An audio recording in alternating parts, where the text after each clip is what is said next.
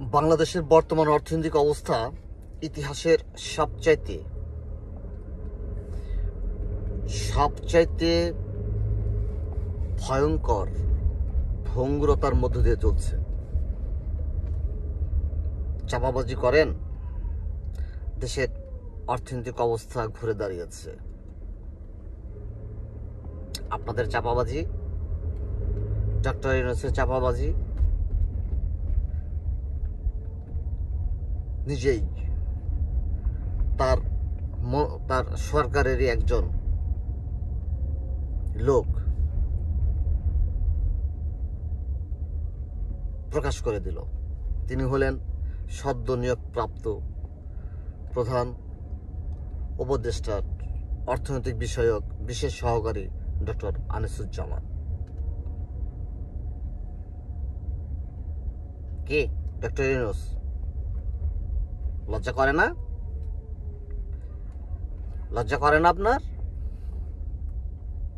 অর্থনৈতিক অনেক উন্নয়ন করে ফেলেছেন, অনেক উপরের দিকে চলে গেছে, দেশের অর্থনৈতিক অবস্থা আগের থেকে অনেক ভালো। কই আপনার সেই ফাঁপানো বেলুন? ফানুস তরিয়ে দিল আপনারই বিশেষ সহকারী। গত 7 মাসে কোনো বিদেশি বিনিয়োগ আসছে? গত 7 মাসে কতগুলি মিল, কারখানা, ইন্ডাস্ট্রি বন্ধ হয়ে গেছে, কত শ্রমিক বেকার হয়ে গেছে। তার কোনো হিসাব আছে আপনার কাছে doctor Yunus? I don't think so.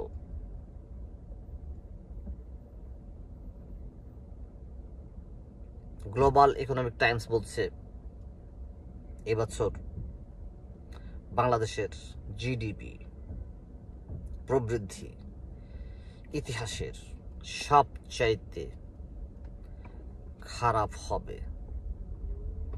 প্রবৃদ্ধি এসে দাঁড়াবে 4.25%। Can you imagine doctor Yunus?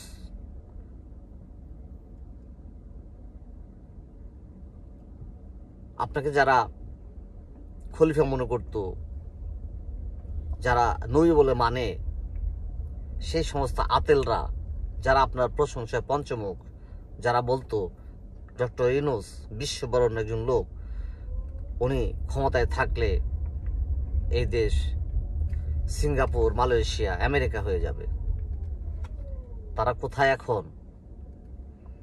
কোথায় তারা? বলবেন শব্দ আওয়ামী লীগের? দেশের এই অর্থনৈতিক অবস্থা পেছনে দায়ী আওয়ামী লীগ? প্রধান উপদেষ্টার প্রেস সচিব, যে সবসময় আওয়ামী লীগের পাছা লাল করায় ব্যস্ত, সব কাজের কাজই, যিনি কিছুদিন আগেও বললেন, প্রেসের সামনে বললেন দেশের অর্থনৈতিক অবস্থা আগের চেয়ে অনেক ভালো। ডক্টর ইউনূস সেদিনও গার্ডিয়ানের সাথে এক সাক্ষাৎকারে সেরকমই বললেন দেশের অর্থনৈতিক অবস্থা ঘুরে দাঁড়িয়েছে। চাপাবাজি বন্ধ করেন, মানুষের পালস বোঝার চেষ্টা করেন।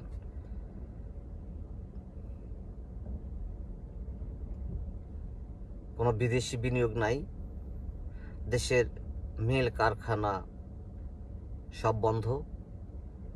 আপনার আমলে ডক্টর ইউনূস 320টা শিল্প কারখানা বন্ধ হয়ে গেছে। আপনার আমলে 1.5 থেকে 2 লাখ শ্রমিক বেকার হয়ে গেছে। আপনি উন্নয়ন করবেন?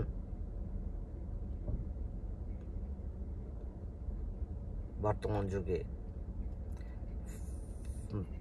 ফাঁপা বলি ছেড়ে লাভ নাই। মানুষ এখন সব বুঝে, সব জানে। গ্লোবাল ভিলেজে বিশ্বটা এখন ছোট হয়ে আসছে। আপনি ডক্টর ইউনূস বদবায়ু ছাড়লেও তার গন্ধ মানুষ শুনতে পায়। কাজেই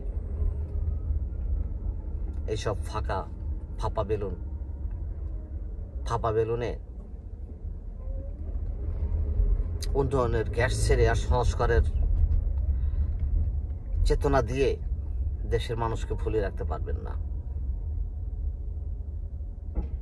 you should step down, Dr. Yunus,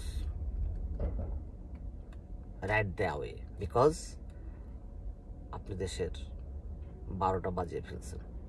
ধন্যবাদ।